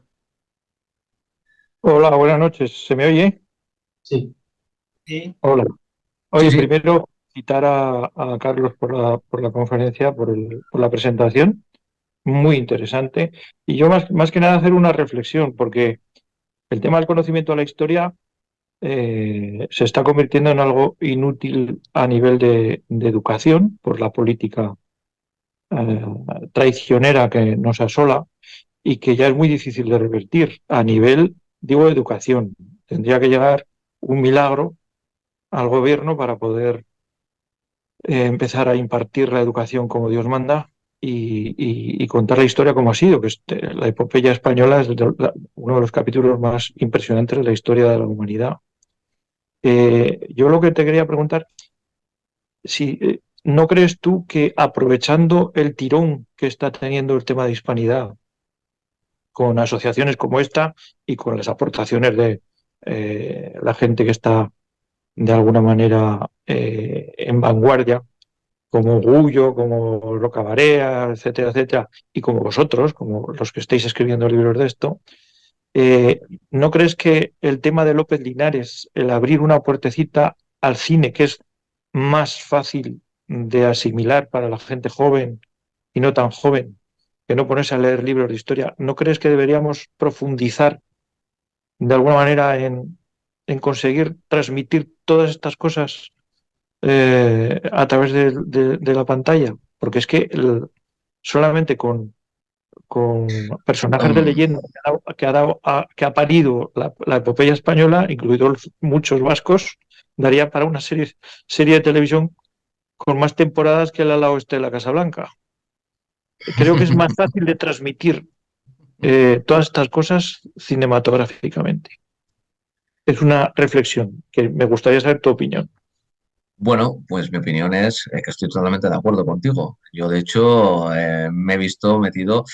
A ver, el problema que tenemos, primero, se están haciendo muchos esfuerzos y cuando os decía lo del tema de que España tiene un retraso importante con respecto al marketing histórico, si queremos verlo así, de cara a lo que han hecho los franceses, los británicos, los anglosajones en general, yo me centro en esto sobre todo, ¿no? En la cuestión de ellos tienen un tipo de difusión de su historia muy bien estructurado. Y este tipo de difusión va desde medios muy, ¿cómo decirlo?, muy sutiles, que van desde una escala muy baja, digamos, en lo que sería el rango cultural, hasta puestos muy elevados. Es decir, cómo funcionan ellos. De una manera bastante machacona. Pueden empezar con series de dibujos animados con alusiones en series de dibujos animados. Los Simpson, por ejemplo. Los Simpson se dedican a difundir determinadas ideas y determinados personajes y otros no los difunden. ¿Qué presencia tiene la hispanidad en series tan populares y tan longevas como que sí que tiene temporadas, como es el caso de los Simpson? Cero, cero.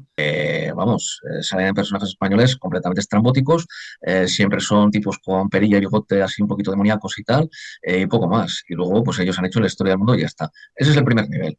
Luego se pasa a los cómics, a los libros infantiles, a los libros para niños. Los franceses llevan desde el siglo XIX haciendo unas cosas que se llaman libros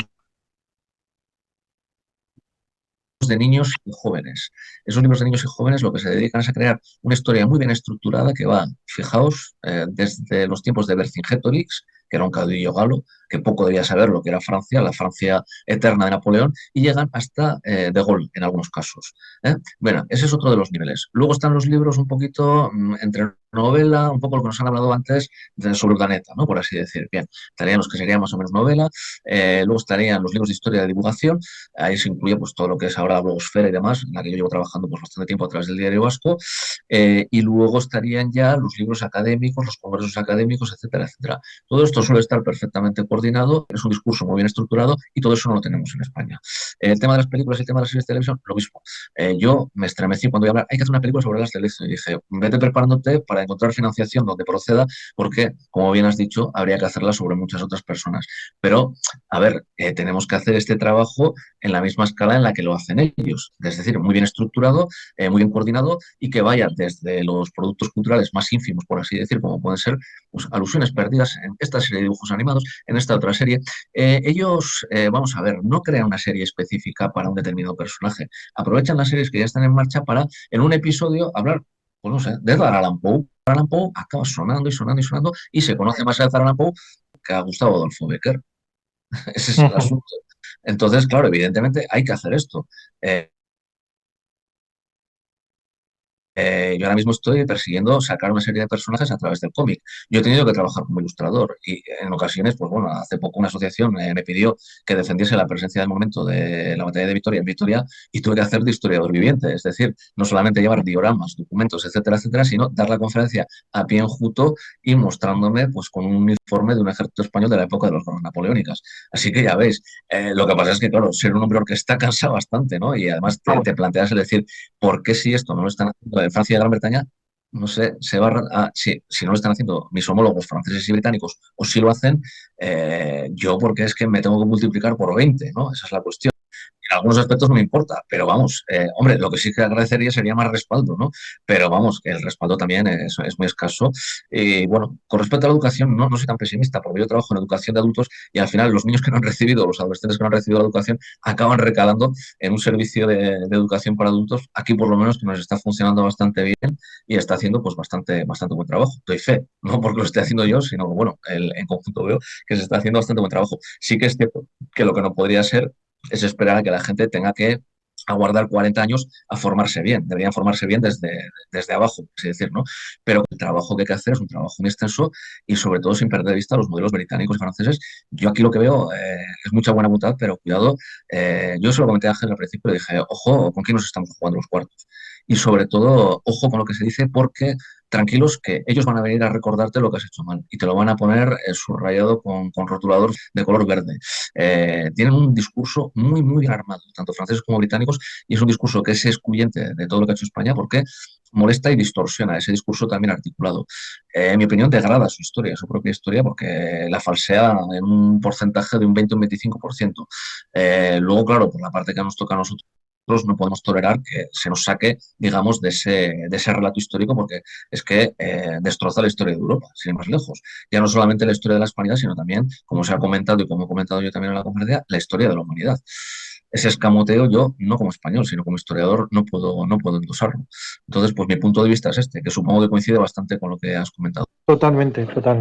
Es Tú. un problema de políticas educativas y es un problema de respaldo financiero. Lo que has dicho tú de cómo van metiendo los mensajitos subliminalmente en todas, coincide con lo que vemos ahora, la famosa política woke. En cualquier serie de Netflix, pues hay más homosexuales por metro cuadrado que en cualquier punto geográfico del mundo. Entonces es un asunto que te van metiendo el mensajito y de ahí no vas a salir. Y nosotros, no sé si se conseguirá al final que alguno de estos magnates vea negocio en respaldar algo hispano, que puede que sí, porque afortunadamente lo más fuerte que tenemos es la lengua, que se va imponiendo a nivel americano en Estados Unidos. Cada día hay más hispanos, más, no sé, así, si en el momento que vean negocio el respaldo financiero de divulgación de este tipo de historias, se podría conseguir algo. Sin un gobierno patriota, entre comillas, y un respaldo financiero importante es muy complicado. Pero vamos, se está avanzando porque en los últimos años se están despertando muchas conciencias gracias a gente como vosotros, ¿eh? Bueno, sí, evidentemente. Vamos, lo del tema de las series, estas woke que comentas, yo creo que ya están cansando bastante gente. Están cansando bastante gente porque es que ya es tan ridículo todo que, aparte de los fanáticos, esto como nos decía un profesor de la facultad en la Universidad Autónoma, decía, el problema con las sectas es que se acaban agotando en sí mismas porque exigen tanto que al final son muy pocos los que les hacen caso, ¿no? Y yo creo que con este tema del wokismo pues va a ocurrir, ¿no? Sí, hacen productos realmente deleznables, como por ejemplo los Bridgerton. Se les criticó muchísimo porque reflejaban lo que era la historia de la Gran Bretaña de la época de las guerras napoleónicas de una manera, vamos, que era completamente ficticia, ¿no? Daban un papel a los negros, por ejemplo, en este caso, que jamás había tenido, con lo cual hubo gente que protestó y digo, oiga, vamos a ver, para empezar, no eran ni duques, ni comerciantes, ni gente importante, era gente que estaba en lo más bajo de la escala social, eran criados, esclavos, etcétera, etcétera, y ahora viene usted a contarme aquí un cuento de hadas que jamás existió. Pues lo dicho, lo que decía este profesor mío, ¿no? Que las sectas al final se acaban agotando ellas mismas porque exigen tanto que es muy difícil para el 90% de la humanidad. Y con respecto a la otra cuestión que comentas, yo creo que sí, pero cuidado, en este momento es muy importante no perder los nervios, no aparecer como unos exaltados y no intentar hacer las cosas mejor de lo que fueron o dejaron de ser. Yo creo que el modelo británico y francés que os comentaba, yo lo conozco muy bien, es un modelo muy solvente y que creo que deberíamos trabajar sobre él y coordinarnos para trabajar sobre esto. Ya fuese desde las pequeñas alusiones semisubliminales en películas, series, los cómics, los libros para niños, los libros para jóvenes, las novelas, las narraciones seminoveladas, por supuesto los libros que estamos escribiendo desde el punto de vista de los ensayos. Hay otro problema también, y es la sectorialización del propio mapa español. Claro, Ferrer es un personaje, el que mencionaba antes, Ferrer y Cafranga, este astrónomo, de dimensiones universales, por lo menos europeas. Estamos hablando de alguien que se codeaba con Thomas Jefferson o con Pierre-Simon Laplace. A ver, el año 2018 fue el bicentenario de su muerte y aquí se hizo por parte de una institución vasca, en este caso la Fundación Cuchabank, se hizo una tirada de 500 ejemplares. Y yo de mi propio bolsillo tuve que enviar uno a la Sociedad Filosófica Americana, para el bibliotecario de la Sociedad Filosófica Americana, e informarle de que se había actualizado y se había escrito una nueva biografía de uno de los miembros de la Sociedad Filosófica Americana. Todas estas cosas yo creo que habría que prestar atención. Los políticos habría que presionar desde fuera, desde fuera. Si no presionamos desde fuera, si no se presiona desde abajo y de manera coordinada, no van a hacer nada. Al final van a ser caja de resonancia. Y la caja de resonancia lo que necesita es que se le toque la música. Hay que escribir la partitura. Es mi opinión. Totalmente de acuerdo. Muchas gracias. Muchas gracias. Bueno, tengo que decir que Carlos me contactó a raíz de una noticia que tuvo bastante eco, que puse en redes sociales, buscando apoyos, sumando esfuerzos para intentar de alguna manera establecer una estrategia contra las mentiras que iba lanzando Marvel, ¿no? A ver cómo podíamos llegar a más gente a través de medios audiovisuales. Entonces, bueno, me contactó por ahí y desde ahí estamos intentando colaborar, ¿no? Y bueno, voy a dar paso a Federico Sarmiento desde Perú y después leo una pregunta de Wellington, ya por cerrar, porque ya son las 12:15. Federico, si puede ser breve, porque Carlos... Sí, muchas gracias, Ángel. Carlos, muchas gracias por la conferencia, aunque tengo que reconocer que entré tarde, pero no quiero dejar pasar esta oportunidad de preguntarte por un personaje vasco, Martín de Larreategui de Iturbe, que de repente lo tienes ahí en el radar, nacido en Eibar en 1597, casado en 1634 a los 37 años de edad, nada menos que con la trastataranieta o chosna de Cristóbal Colón, con Josefa Gabriela Paz de la Serna y Colón de Toledo y Ortegón. Él tenía 37 años, ella tenía 13 años. Y de cual hay una vasta descendencia y hay mucha información a partir de esa fecha.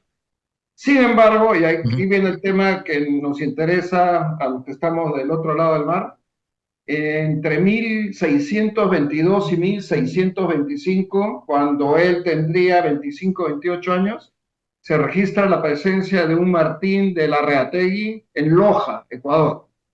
Y en Loja hasta la fecha hay una concentración de personas de apellido Larreategui.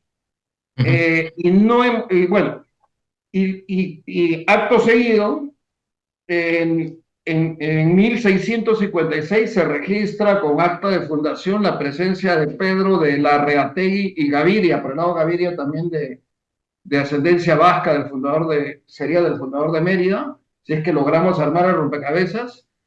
En la en la fundación de la ciudad de Lamas, que se funda como ciudad, ¿no? O sea, no es pueblo, no es villa, sino tiene su acta de fundación como ciudad. Y Lamas, que para los hispanistas peruanos es famoso porque ahí está este monumento del conquistador o español y del indígena dándose la mano, ¿no? O del indio, ¿no? Para ser más precisos. No tenemos cómo encontrar información de Martín de Larreategui Iturbe en su vida antes de casarse con la descendiente de Cristóbal Colón. Hay muy poca información, no hay información de que él haya tenido hijos antes de casarse con ella, lo cual sería lógico, porque se casó de 37 años, o no sería extraño, ¿no? Y Josefa tenía 13 años cuando se casan.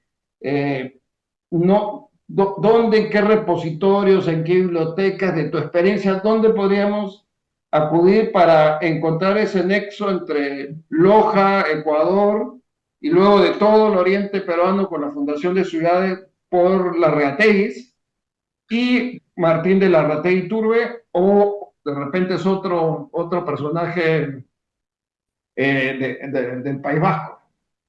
Esa es mi consulta, de repente es muy específica, pero es muy apasionante. Bueno, pues planteas un problema complejo. Lo de los matrimonios desiguales no te extrañe nada porque estaban a la orden del día, no solamente aquí. Hay un caso, parece que me han dicho que va a haber una pregunta sobre Wellington. Hay una población en Sudáfrica que se llama Lady Smith. Esa Lady Smith era una chica de Badajoz, a la que protegió un oficial británico durante el asalto donde arrasaron con todo en Badajoz, como hicieron aquí en San Sebastián también. Bueno, el rayo de la guerra, que se suele decir, y otras cosas que habría que esclarecer, ¿no? Pero bueno, a lo que voy es que a ver si no se me va bien, esto es. Hay que decir que esta chica, esta que luego será Lady Smith, porque se casa con este hombre que le da el título, era muy joven y él era mayor que ella también, se llevaba una diferencia de casi de 15 años, una cosa así. Así que esta historia que me cuentas de la Larrategui no es nada rara y ya ves que algunos británicos de la época napoleónica pues también, ¿no? Estaba a la orden del día. La esperanza de vida más allá de los 50 años era casi extraordinaria, así que había que aprovechar el tiempo, ¿eh? Y a partir de la edad nubil, por así decir, pues adelante con ello por si acaso. Bueno, aparte de esto que me preguntas, pues de la cuestión de consultas y demás, ten en cuenta que ahora, por ejemplo, se han digitalizado muchos archivos. Yo no sé si la Larreategui, que da luego origen al apellido Colón de Larreategui, ahora el que ostenta el título, vamos a decir, apellida Colón de Larreategui, que evidentemente pues entronca directamente con este hombre con el que me comentabas, ¿no? Respecto a consultas y demás, bueno, están los libros de heráldica, los canónicos, por así decir, los de Indica de Mogrovejo, que, bueno, te cuentan más o menos el origen de cada apellido y demás, bueno, puede ser una fuente. Es bien conocida, están en casi todas las bibliotecas de archivos históricos y demás.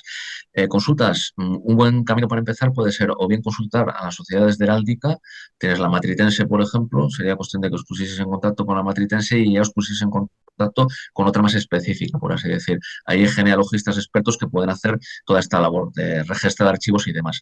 Y luego, si queréis empezar sin acudir directamente a especialistas como pueden estar en la Sociedad Heráldica Matritense, podéis recurrir a consultar páginas web de algunos archivos vascos. Por ejemplo, el Archivo Histórico Guipuzcoano, perdón, el Archivo Histórico el Archivo General Guipuzcoano. Ese, si tú entras en la página del Archivo General Guipuzcoano, tiene un motor de búsqueda online. Y algunos de los documentos están digitalizados. Es decir, que si tú buscas apellidos, ahí te aparecerá. O por lo menos te indicará, o bien te puede aparecer el documento digitalizado. De hecho, ahora muchas veces, antes íbamos mucho por los archivos y ahora, si el documento está digitalizado, directamente lo consultamos en el ordenador y hacemos el trabajo ahí. Pero aparte de eso, te puede indicar, buscando por el apellido, buscando por nombres, fechas, etcétera, tienes un motor de búsqueda como el que puede tener cualquier otra biblioteca, te puede indicar, pues hay este documento, hay este otro, hay este protocolo notarial, etcétera, etcétera. Ya te digo, te pongo como ejemplo el Archivo General de Guipúzcoa, pero bueno, puedes ir mirando los distintos archivos de la zona, digamos, de ámbito vasco. No sé en este momento cómo estará el vizcaíno, creo que está también bastante digitalizado. Desde luego, las facilidades para consulta online, las del General Guipuzcoano son bastante amplias. La del vizcaíno, me consta que están digitalizados muchos documentos y que se pueden consultar. La consulta online, ya no sé cómo estaría, luego estaría a la vez, luego del Archivo General de Navarra. y así sucesivamente. Es un buen camino para empezar por ahí. Si os resulta demasiado complicado, sería cuestión de eso, de contactar pues, con la Sociedad Heráldica Matritense, por ejemplo, y ahí que os fueran orientando un poco, que tenemos esto o lo otro, os pondrían incluso en contacto con genealogistas especialistas en estos. Yo conozco a algunos de ellos personalmente, pues por cuestiones de que coincido con ellos en distintos proyectos, y bueno, sé que es gente muy solvente, muy seria, y ellos pueden ayudar con este asunto. Son un poco esas las dos vías que veo para que os orientéis con esta cuestión. ¿Eh? Espero que te haya sido de ayuda lo que he dicho. Sí, muchísimas gracias y ya veo después cómo te escribo de repente para precisar algunos datos, Sí, pero te agradezco mucho, sí, agradezco mucho. sí. Vale. Gracias. Vale. Bueno, ya para terminar, la pregunta de Wellington, que la he escrito en el chat, pregunta, ¿se sabe cómo fue que los marinos vascos del siglo XV llegaron hasta la bahía de San Lorenzo, en Canadá? ¿Será que fueron ellos quienes le pasaron la información a Colón sobre la existencia de América? Bueno, ¿qué puedes decir sobre esto? Pues que se ha hablado mucho del tema, efectivamente, se habla de ellos como los pioneros en la zona de lo que hoy se conoce como Canadá, y bueno, si le pasaron información o si Colón recabó información de todas las fuentes que pudo y nadie fuese, pues es posible que fuera. Bueno, no sé. Yo tampoco soy muy partidario de eso que llaman historia vasca del mundo, que hay gente que prácticamente es una especie como de versión chusca de la versión anglosajona del mundo, ¿no? Como lo que decía antes, no necesitáis saber nada más que existe James Cook y más allá de eso no hay nada, ¿no? Pues hay mucha gente que también ha caído pues un poco en una cosa caricaturesca que es la de, bueno, los vascos lo hicieron todo. Yo no voy a decir que descubrieron América o que ayudaron a que se descubriese América. Yo creo que realmente el verdadero esfuerzo y lo que es meritorio es digamos, lo que os he ido mostrando a través de estos distintos personajes, ¿no? Cómo fueron aportando en distintas etapas para que se mantuviese esa gran empresa que era, pues, si queremos resumirlo y sin que se nos echen encima a los tigres, es la de, bueno, lo que se consiguió fue dibujar un mundo que era desconocido, una cosa muy importante. Perdemos de vista muchas veces esto, ¿no? Es decir, bueno, ahora le doy una tecla y ya tengo un mapa mundi, el que quiera. En el siglo XVI, XVII, XVIII, eso no era así. Y era esta gente la que tenía que jugarse el tipo para conseguir establecer mapas, corrientes, vientos, etcétera, etcétera, ¿no? Como el caso de Andrés de Urdaneta o todos los que vinieron después, ¿no? Todos los que trabajaron en cosmografía, astronomía, etcétera, etcétera, ¿no? Creo que eso es lo importante, reunir ese esfuerzo colectivo bien documentado y hacerlo conocer. Estas cosas un poco más anecdóticas como, bueno, ellos ayudaron también los vascos a que se descubriese América, tiene para mí menos valor, sin querer quitarle mérito, que el redescubrir todas estas figuras, ponerlas en línea y ponerlas a disposición de ese público que está ávido de conocer esta historia común que fue pues, esa gran empresa que consigue comunicar, establecer una ruta global desde Asia hasta América y hasta Europa, ¿no? Las luces son esas, sombras que añadan las que quieran, pero por lo menos, por favor, que nos dejen hablar de las luces y son estas luces las que hay, ¿no? ¿Alguien hizo algo parecido? No, la respuesta es que no. ¿Tenemos que conocer la vida de James Cook? Me parece muy bien, pero también tenemos que conocer la vida de Domingo de Buenechea, la línea que une a Elcano con Domingo de Buenechea, a Domingo de Buenechea con Manuel de Bote, a este con Ferrer y Cafranga, y esa especie de hilo conductor que podía ser la vida de Antonio de Gastañeta y Héctor Ribanzaga. Me preocupa más que todos estos personajes sean más conocidos, que no se queden solamente en curiosidades anecdóticas para pequeñas ediciones en el País Vasco y que se les considere solamente como personajes vascos cuando en realidad son personajes muy universales, ¿no? Creo que habría que ir por ahí. El historiador no puede plantear otra cosa y si lo plantea, mal trabajo está haciendo. Es un poco mi punto de vista sobre esto. No sé si habré aportado algo o igual hubiera estado mejor callado, pero lo que os puedo decir como historiador pues sería esto, que vendría a resumir la conferencia que os he impartido y bueno, que parece que os ha gustado bastante y que me alegro. Así que esto es lo que hay. Así que, no sé, ¿cómo podemos hacer ya la despedida y cierre? Pues muchas gracias, Carlos, por esta magnífica conferencia que nos ayuda un poco a conocernos a nosotros mismos, ¿no? Una contribución de una parte de España a crear bueno, aquel imperio que hoy es cultural. Digo porque el 23 de abril es el día del idioma español, porque está un poco tapado por el día del libro, por el día de Cervantes, pero realmente en la ONU está reconocido por el idioma del día del idioma español y desde la asociación llevamos ya varios años dándolo a conocer, ¿no? Entonces es imposible hablar de un idioma que hablan 500 millones de personas como lengua materna sin hablar de cómo hemos llegado a ello, ¿no? O sea, de hablar de historia, ¿no? Y en este caso, pues esa historia pues la construyeron pues, muchos vascos, entre ellos los marinos que has comentado y muchos más, ¿no? Bueno, espero que los compañeros hayan disfrutado de esta conferencia como yo lo he hecho y en breve estará, gracias a Alberto, estará editada en el canal de conferencias de Cavite y agradeceríamos que la compartierais para que, bueno, pues se conociera esa historia conjunta, ¿no? De cuando se triunfaba trabajando todos en equipo, como hoy hace las selecciones españolas de fútbol y otros deportes, ¿no? Hay que ver que cuando se trabaja en equipo, mira los resultados que se consiguen, no solamente antiguamente en el pasado, sino actualmente en algunas disciplinas, ¿no? Dicho esto, pues agradecerte nuevamente, Carlos, esta es tu casa y seguiremos trabajando juntos. Muchas gracias. A vosotros. Hasta pronto.